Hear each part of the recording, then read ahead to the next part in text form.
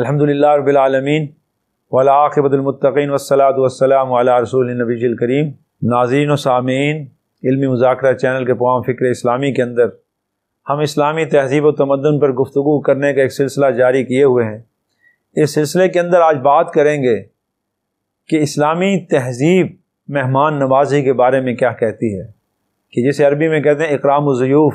اور ہمارے اردو زبان میں ہم اس کو کہتے ہیں مہمان نوازی، میزبان یعنی مہمان کی عزت کرنا۔ تو یہ مہمان نوازی کی تہذیب جو ہے یہ اسلامی معاشرت کی بڑی اعلیٰ تہذیب ہے۔ یہ اسلامی معاشرت کے اندر ایک اعلیٰ نمایاں پہلو یہ رکھتی ہے کہ جب ہم اسلامی تعلیمات کا جائزہ لیتے ہیں تو اس میں باہمی احترام، باہمی عزت، ایک دوسرے کا احترام کرنے کا حکم دیا گیا ہے۔ وہیں پر اسی سے ایک چیز آگے بڑھ کر سامنے آتی ہے، وہ ہے اکرام الضیوف، مہمان کی عزت کرنا۔ ہاں جناب علیہ الصلاۃ و تسلیمات، آقا نامدار حضرت محمد مصطفیٰ احمد مجتبیٰ صلی اللہ علیہ وسلم نے اپنی پوری زندگی کے اندر، مکی زندگی میں بھی اور مدنی زندگی میں بھی، اسلامی تہذیب کے اس پہلو کو ہمارے سامنے عملی طور پر پیش کیا۔ آپ کے پاس جب کوئی شخص آتا تھا، مہمان کسی اور قبیلے سے، کسی اور شہر سے یا کہیں سے بھی آتا تھا، یا اسی شہر کا فرد ہوتا تھا، اسی قبیلے کا فرد ہوتا تھا، تو آپ اس کی دعوت کرتے تھے، اس کی عزت کرتے تھے، اس کو کھانا کھلاتے تھے، اس کی رہائش کا بندوبست کرتے تھے، اور اگر مقامی ہوتے تھے تو ان کے لیے کھانے کی تواضع کے ساتھ کھانے کھانے کے بعد ان کو عزت سے رخصت کرتے تھے۔ اور آپ دیکھیے مہمان نوازی جو ہے اس کے تو آغاز آپ نے دعوت اسلام سے کیا، جب حضرت محمد مصطفیٰ احمد مجتبیٰ صلی اللہ علیہ وسلم نے وحی آنے کے بعد جب دعوت عام کا آغاز کیا تو آپ نے اپنے گھر کے اندر، مکہ کے اندر، آپ نے لوگوں کو بلایا، قریش کے لوگوں کو، بنو ہاشم کے لوگوں کو، اور ان کو کھانا کھلایا، ان کی دعوت کی۔ سب سے پہلے آپ نے آغاز ہی مہمان نوازی سے کیا۔ آپ نے مہمانوں کو خود مدعو کیا، آئیں میری دعوت پہ تشریف لائیں۔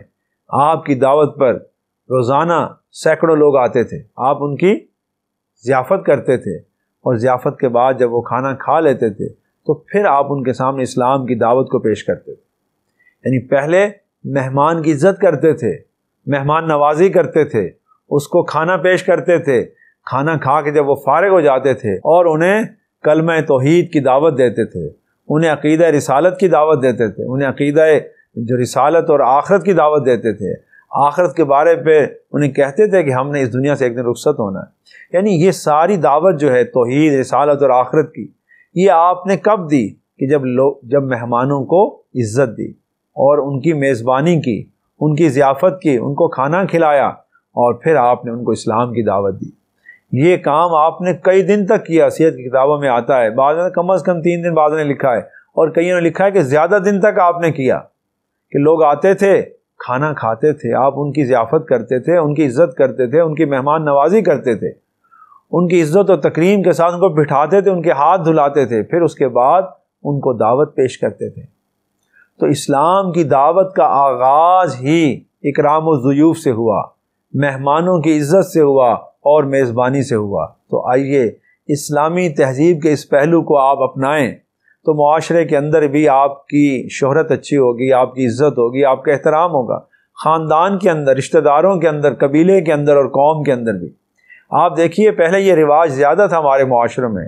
جب سے ہم یہ جو نا تہذیب کو ترقی یافتہ کہنے لگے ہیں اور آئی ٹی کی طرف آئے ہیں اور ٹیکنالوجی کی طرف آئے ہیں، اور دنیا کے اندر جو ہے وہ زیادہ مادیت کی دوڑ شروع ہو گئی ہے، تو میزبانی اور مہمان نوازی کا کلچر جو ہے وہ کم ہوتا جا رہا ہے۔ اگر میں یہ کہوں کہ اب وہ اس طرح نہیں رہا جیسے آج سے 50-100 سال پہلے تھا، اور پھر عہد نبوی سے لے کر اور عہد خلفائے راشدین تک اور بعد کے ادوار کے اندر تو یہ بہت زیادہ کلچر اچھا رہا، اس نے بڑی ترقی کی کہ ہمارے خلفاء میں جو وہ خود مہمان نوازی کرتے تھے،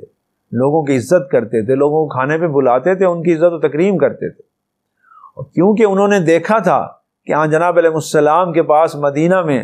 جب لوگ آتے تھے آپ ان کی میزبانی کرتے تھے، ان کی ضیافت کرتے تھے، اور اس کے علاوہ جو مدینہ کے اندر رہنے والے تھے ان کو بھی وقتاً فوقتاً آپ اپنے پاس بلاتے رہتے تھے، آپ مہمان بننے کی ان کو دعوت دیتے تھے۔ اور اللہ کی رحمت کو حاصل کرنے کا یہ بہترین ذریعہ ہے کہ ہم میزبانی کے کلچر کو، مہمان نوازی کے کلچر کو اور اکرام الضیوف کو، مہمانوں کی عزت اور جو تکریم کی تہذیب ہے، ہم اسے اپنے معاشرے کے اندر پروان چڑھائیں۔ اللہ تعالیٰ سے دعا ہے کہ اللہ سبحانہ و تعالیٰ ہمیں اسلامی تہذیب کے اس اہم اور بڑے ہی عمدہ عنصر کو سمجھنے کی اور اس پہ عمل کرنے کی توفیق عطا فرمائیں۔ وآخر دعوانا الحمدللہ رب العالمین۔